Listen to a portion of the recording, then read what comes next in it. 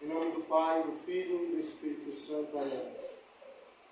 Ave Maria, cheia de graça, o Senhor é convosco. Bendita sois vós entre as mulheres. Bendito é o fruto do vosso ventre, Jesus. Santa Maria,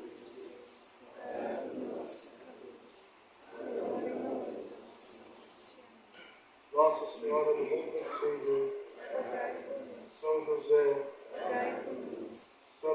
Santos Mártires, Hipólito e Cassiano,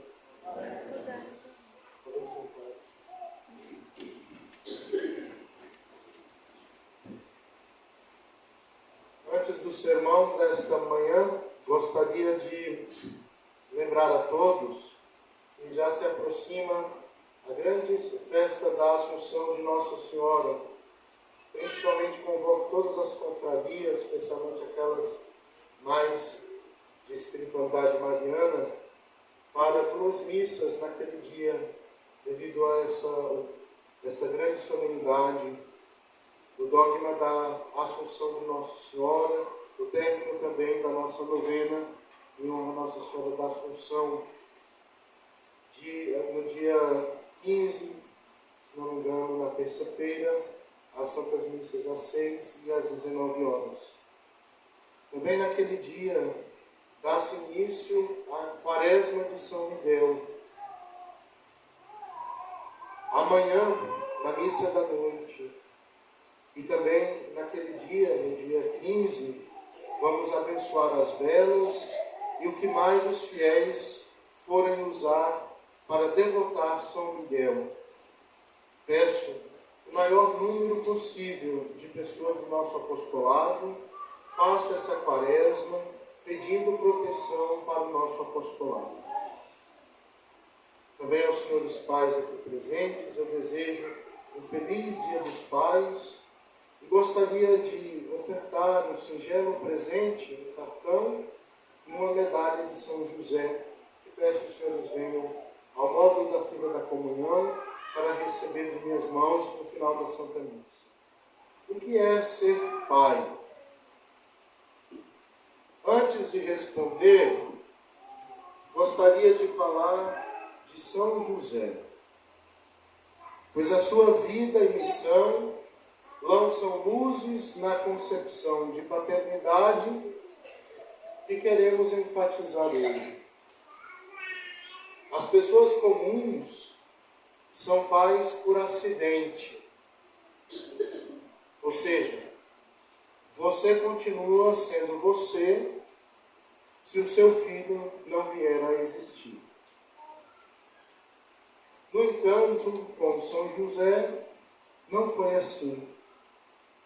Pois quando o Pai Eterno decretou que o Verbo iria se encarnar e se tornar um ser humano como nós, dentro desse decreto, dessa decisão divina, estão implicadas outras decisões. Por exemplo, a Virgem Maria, a Imaculada Conceição de Nossa Senhora, mas também São José. Tudo isso foi desejado e decidido pela insondável sabedoria de Deus Pai. Nesse sentido, podemos afirmar que Deus quis que São José existisse como pai do seu filho. Deus pensou nele assim. Qual seria, portanto, a identidade desse homem? Pai adotivo de Jesus? Essa expressão é a mais usada, porque não existe outra melhor, não existe outra expressão mais exata. Não há como descrever cabalmente esse tipo específico de paternidade que o nosso padroeiro dessa capela exerceu sobre a vida de nosso Senhor. Por quê? Porque a adoção natural, por exemplo, se dá por vontade de um casal interessado. Então, uma pessoa decide adotar, vai lá e escolhe uma criança. passa pelo processo civil de adoção. Mas no caso do nosso glorioso patriarca, essa adoção se deu por um decreto de Deus Pai. Essa adoção se deu pela vontade de Deus. Então, nesse tempo em que muitos rapazes não se sentem preparados para a paternidade, nesse tempo em que a cultura materialista criou uma geração de homens imaturos, que não são capazes nem mesmo de formar uma família, que tem aquela síndrome de Peter Pan, que vivem esticando a sua adolescência até seus 40, 50 anos dentro da casa de seus pais. É preciso apresentar essa figura de um homem que nasceu para ser pai adotivo do Filho de Deus. É preciso apresentar também a base biológica e espiritual da família, para que a partir dessa realidade, homens católicos possam ser orientados como viver a sua vocação à paternidade. Ao receber a notícia do anjo, São José conheceu a razão do porquê ele veio ao mundo. Deus quis que nosso padroeiro fosse um pai. Ele não quis para nenhuma outra coisa. Ou seja, podemos até dizer que ser pai de nosso Senhor Jesus Cristo é algo muito essencial na vida do Castíssimo Esposo de Nosso Senhor. É muito mais do que uma paternidade natural. Então, se não foi a natureza que lhe deu a missão de ser pai, se não foi algo biológico, de onde foi que ele recebeu um coração de pai? Isso ele o recebeu do Espírito Santo. Isso ele o recebeu da graça divina.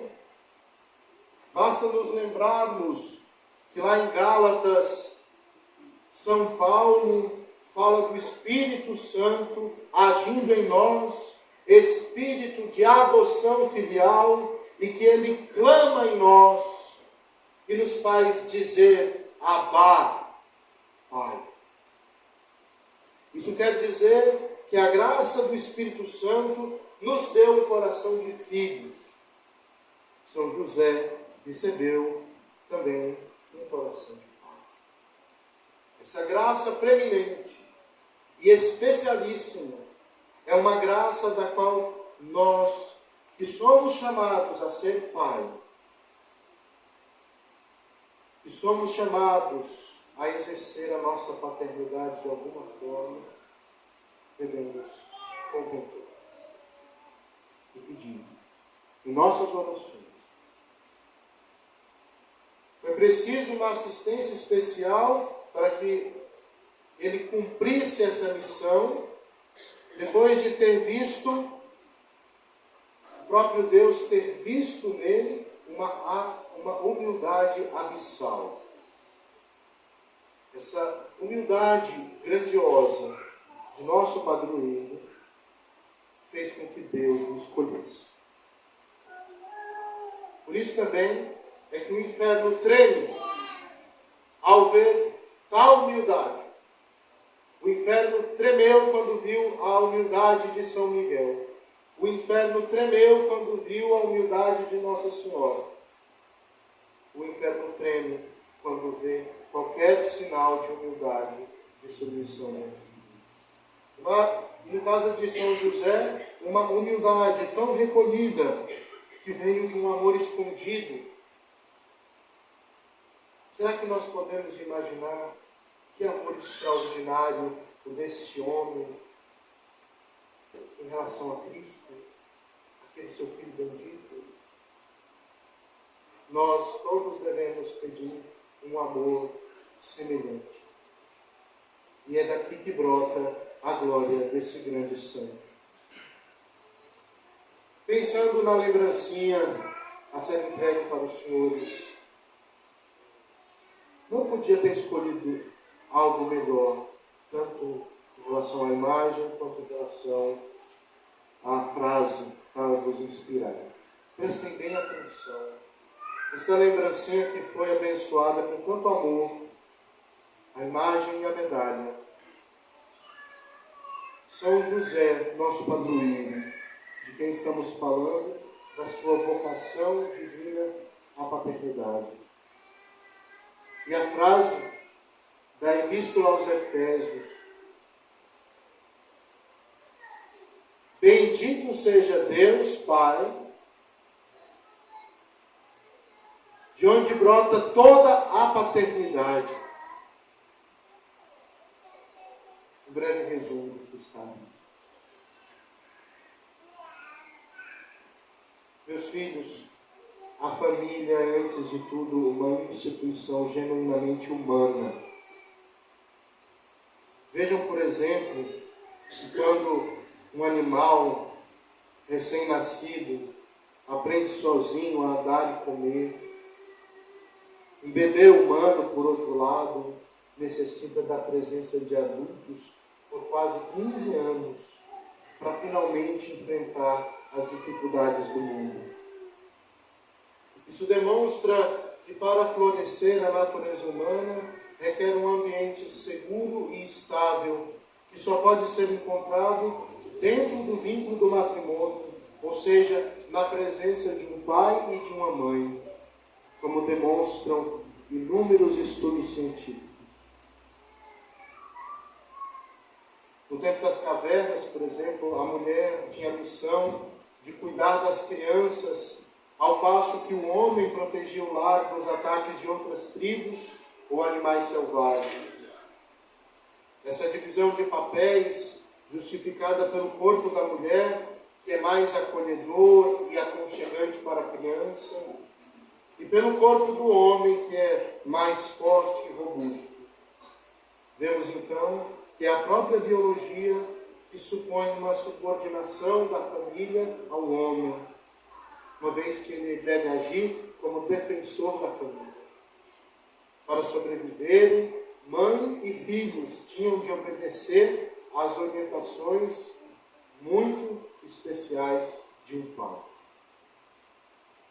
Somente mais tarde os filhos deveriam quebrar esse vínculo com a mãe para aprenderem dos pais as técnicas de caça e defesa.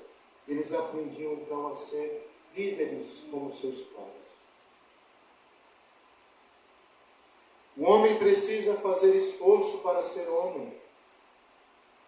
Você nunca verá uma mulher dizer para sua amiga: seja mulher, como os homens normalmente dizem uns para os outros: seja homem. Embora haja talvez um substrato biológico, o menino precisa de um exemplo de virilidade para estruturar a sua masculinidade. Isso não significa, como supõe a ideologia de gênero, que a masculinidade seja uma construção social, mas que ela depende de uma interação entre corpo e vontade, entre instinto e razão. O pai deve, portanto, ser o líder da família, e esse direito só deve ser exercido por uma doação heróica. O homem precisa estar pronto para derramar seu sangue se quiser ter autoridade sobre sua esposa ou filho. Se o poder não é vivido como doação, ele vai se tornar uma tirania. O homem marcado pelo pecado original, de modo que sua natureza foi corrompida. Notem que a primeira coisa que a serpente fez foi destruir a família, colocando inimizade entre homem e mulher, um acusando o outro. Por causa do pecado, o homem pode usar sua força física e econômica para oprimir sua família. Isso não estava nos planos de Deus. Daí que veio a necessidade do cristianismo corrigir esse comportamento humano pernicioso. contrário do que esse pessoal arrogante fala, de que o cristianismo é simplesmente um patriarcado e que deve-se destruir o patriarcalismo. Na carta aos Efésios, São Paulo fala da necessidade dos maridos derramarem seu sangue pelas suas esposas. Imagine bem, uma mulher que se sente amada por seu marido não tem dificuldade nenhuma de lhe obedecer. Eles se tornam uma só carne, um sacramento da Santa Igreja. Para viverem esse sacrifício, os homens necessitam de exemplos de paternidade. Esses exemplos podem ser encontrados nos grandes santos da Igreja, que com virilidade salvaram a alma de suas famílias. Quando chegou à cidade de Ars, por exemplo, São João Maria Vianney encontrou uma paróquia completamente arrasada pelo pecado. Mas em vez de se acomodar, o santo, o que ele fez? Sacrificou-se pelos seus filhos. Dormiu no chão, fez jejuns, flagelou-se, até conseguir tornar sua paróquia um modelo de santidade.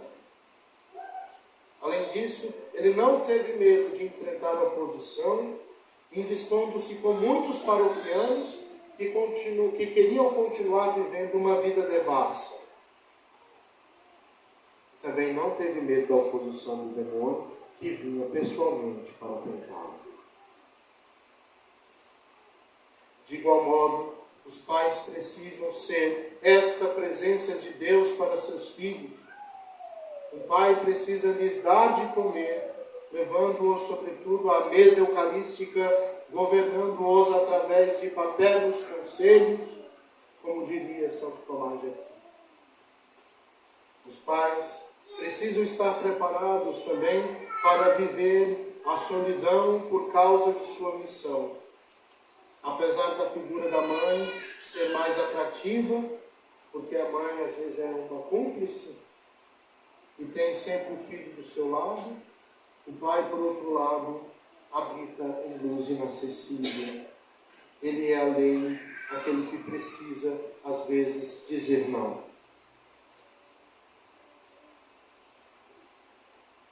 Muitos pais devem evitar aquele modo de ser uma mãe de barba. Os pais querem imitar, às vezes, a cumplicidade das mães, seguir o modelo feminino, mas a paternidade, lembre-se bem, é a identidade mais profunda de um homem. Como a maternidade é a identidade mais profunda de uma mulher. É claro que o pai deve brincar com os filhos, manifestar-lhes alegria e afeto, mas é também o primeiro responsável por levar o filho a uma vida séria, por tomar decisões firmes e pontuais. É o primeiro que deve ser responsável pela salvação da sua família, o que requer uma disposição para enfrentar a cruz, como nós dissemos.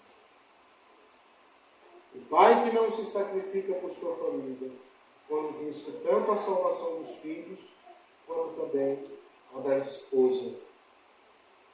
Pensamos a São José, nosso padroeiro, que enriqueça nossos pais aqui presentes, tanto aqueles que já são pais, quanto os que ainda vão ser. Enriqueça com as graças de encontrarem-se diante de Deus e de saberem o quanto são importantes para continuarem a obra de povoar não só a igreja, mas o céu. A obra de participar da paternidade, da criação, do amor mesmo de Deus, para recompor no céu os lugares vazios que os anjos decaídos deixaram. Interceda por nós, a mãe de todos os homens, a mãe do verdadeiro homem. Em nome do Pai, e do Filho, e do Espírito Santo. Amém.